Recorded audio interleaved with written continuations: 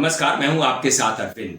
दोस्तों, राहुल अमेरिका में एक आ भी भरें, जुबान भी खोलें, एक शब्द भी बोलें, गुजरात जलमग्न हो जाता है, आंध्र प्रदेश में भीषण तबाही आने लगती है।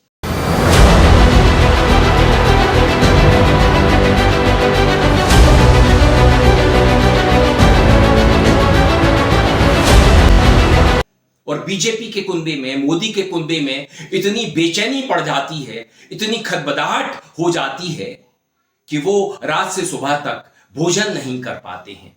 एक निवाला उनके मुंह में जा नहीं पाता है। भाई, ऐसी क्या परेशानी हो गई? राहुल ने अमेरिका की धरती पर ऐसा क्या बोल दिया? राहुल तो सवालों के होशियारी से जवाब दे रहे हैं, और सवाल भी जो मुश्किल हैं, राहुल के जवाब उतने ही सरल होते हैं। जबकि मोदी से इस तरह के सवाल पूछे जाने लगे हैं तो मोदी इधर उधर झांकने लगेंगे, बगलें झांकने लगेंगे। मोदी से सवाल किस तरह के किए जाते हैं? आप आम कैसे खाते हैं? काट करके खाते हैं, चूस करके खाते हैं, लेट करके खाते हैं, बैठ करके खाते हैं, या छील करके खाते हैं?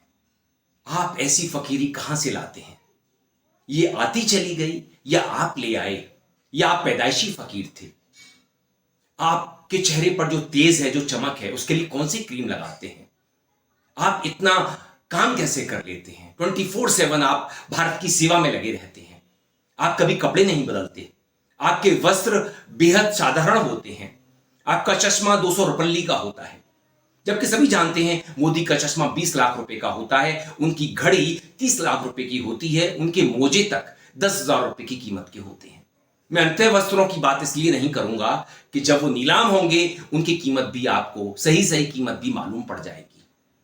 तो मोदी से जिस तरह के सवाल किए जाते रहे हैं, और विदेशों की धरती पर जिस तरह के प्रायोजित कार्यक्रम करवाए जाते हैं और उनमें मोदी मोदी करवाया जाता है, खुद की जय जयकार मोदी करवाते हैं और बड़े खुश होते हैं।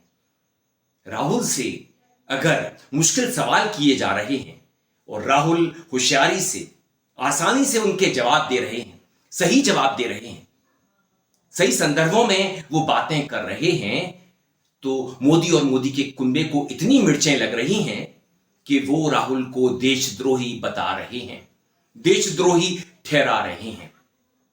अगर राहुल ने मंच से भारत के बारे में ऐसा कह दिया कि क्या भारत में एक सिख पगड़ी पहन सकता है, क्या उसे ऐसी आजादी है? राहुल का ये संबोधन प्रतीकात्मक था, क्योंकि भारत में हिंदू धर्म के लोगों को छोड़ दीजिए, अरे मैं तो हिंदू धर्म के लोगों को भी छोड़ना नहीं चाहूंगा।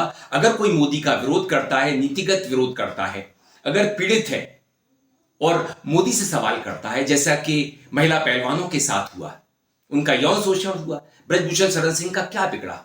तमाम मामलों में जो बीजेपी के लोगों ने किया, जघन्य अपराध किए। बनारस में 3 लड़कों ने बलात्कार किया था हिंदू लड़की का, 2 महीने तक उनके खिलाफ FIR नहीं हुई थी। और अगर योगी सरकार को कोई सही खबर दे दे कि मिड डे मील में कीड़े मकोड़े हैं, छिपकली वगैरह है, तो उसे गिरफ्तार कर लिया जाता है। मतलब शूटिंग दी मैसेंजर वाली नीति पर योगी सरकार चलती है, और मोदी को अपना विरोध कतई रास नहीं आता। जो भी मोदी को खराब लगता है, उनकी जांच एजेंसियां तुरंत उसके छापेमारी करने चली जाती हैं। ऐसे में राहुल ने यह बात कह दी कि भारत में सभी धर्मों को लेकर के वैसी आजादी नहीं रही है। The fight is about whether he, as a Sikh, is going to be allowed to wear his turban in India, or he, as a Sikh, is going to be allowed to wear a kada in India, or he, as a Sikh, is going to be able to go to a Gurdwara. That's what the fight is about. And not just for him, for all religions. उनका कहने का मतलब यह था कि भारत में अब सभी धर्मों के लिए वैसी आजादी बची नहीं है, वैसा माहौल नहीं बचा है कि वो खुली हवा में सांस ले सकें। हम मुस्लिमों के बारे में जानते हैं, हमारे देश में कितना हिंदू मुस्लिम होता है, मुस्लिमों की कितनी मॉब लिंचिंग होती है। और फिलहाल में महाराष्ट्र के जलगांव में एक बुजुर्ग के साथ ट्रेन में क्या हुआ था, किस कदर हिंदू लड़कों ने उनको अपमानित किया था। इस तरह की खबरें विदेश तक जाती हैं, इंटरनेट का जमाना है। किसान आंदोलन हुआ, और अभी फिलहाल में कंगना रनौत ने किसान आंदोलन के बारे में क्या कहा था? तो जो बांग्लादेश में हुआ है ना, वो यहाँ होते हुए भी देर नहीं लगनी थी। अगर हमारे इतने शीर्ष नेतृत्व जो हमारे इतने सशक्त नहीं होते, यहाँ पे जब फार्मर्स प्रोटेस्ट हुए, वहाँ पे लाशें लटकी थी, वहाँ पे रेप हो रहे थे। कि किसानों के आंदोलन में लाशें टंगी रहती थी, बलात्कार किए जाते थे, बलात्कार होते थे। और बीजेपी आईटी सेल से जुड़े लोगों ने, बीजेपी के कुनबे के लोगों ने कितनी बार कहा कि किसान आंदोलन में खालिस्तानी थे। यह बात कितनी शर्मनाक है। किसी भी आंदोलन को इस तरह से बदनाम करवाना कितना जायज ठहराया जा सकता है? क्या किसान खालिस्तानी हैं? और अगर भारत को बीजेपी आरएसएस के लोग हिंदू राष्ट्र बनाने की बात करते हैं, तो बाकी धर्मों का यह अपमान नहीं हुआ?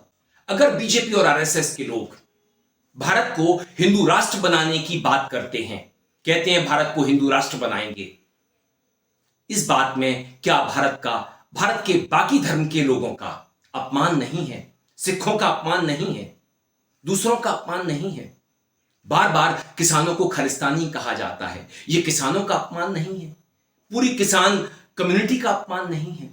भारत में चर्च तोड़े जाते हैं, भारत में मॉब लिंचिंग की जाती है और मुसलमानों को रोजाना टारगेट किया जा रहा है। भारत में दूसरे धर्म के लोगों का कितना सम्मान हो रहा है। इन बातों को लेकर के बीजेपी और आरएसएस के लोग जुबान नहीं खोलेंगे, मगर राहुल अमेरिका की धरती पर सही बात बोल दें तो इनको मिर्ची लग जाती है। अपने कपड़ा मिनिस्टर हरदीप पुरी को उतार दिया जाता है और 84 के सिख दंगों की याद दिलाई जाने लगती है। मैं आपको बताता हूं, 1984 में a pogrom was carried out against the Sikh community. 3,000 innocent people were killed. तो कांग्रेस पार्टी सिखों का कत्लेआम किया और वो आज पाठ पढ़ाने चले। मैं इनसे पूछना चाहता हूं, 84 में राहुल कितने साल के थे? और कांग्रेस सिख दंगों के लिए कई बार माफी मांग चुकी है। पूर्व प्रधानमंत्री डॉक्टर मनमोहन सिंह इस कृत्य के लिए कई बार माफी मांग चुके हैं, खेद जता चुके हैं, दुख जता चुके हैं। राहुल इन बातों के लिए कतई दोषी नहीं है। राहुल से पूर्ववर्ती किसी कांग्रेसी ने जो कुछ किया है वो उसका दोषी होगा। राहुल को आप हर बात के लिए दोषी ठहराएंगे तो दोषी तो आपको भी ठहराया जाएगा। आजादी की लड़ाई आरएसएस के लोगों ने, हिंदू महासभा के लोगों ने कितनी लड़ी थी। सावरकर ने 6 दफा अंग्रेजों से क्यों माफी मांगी थी? सावरकर अंग्रेजों से क्यों पेंशन लेते रहे? सावरकर क्यों गौ मांस खाने की बात किया करते थे? सावरकर क्यों गौ माता को सबसे मूर्ख पशु बताया करते थे? सावरकर क्यों गौ मांस खाने को जायज ठहराया करते थे? सावरकर क्यों नॉन वेज खाया करते थे? इनका जवाब ये लोग नहीं देंगे, इनके कपड़ा मंत्री हरदीप पुरी भी नहीं देंगे। इन सवालों का जवाब बीजेपी के कुनबे से जुड़ा कोई व्यक्ति नहीं देगा। असम का मुख्यमंत्री नहीं देगा, हेमंत विश्व शर्मा नहीं देगा, शिवराज सिंह चौहान नहीं देंगे, हरदीप पुरी नहीं देंगे, गिरिराज सिंह नहीं देंगे।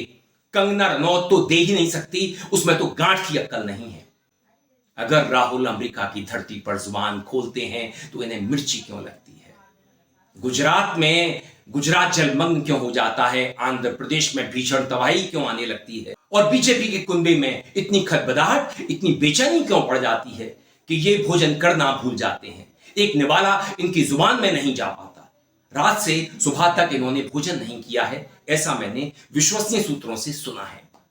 नमस्कार।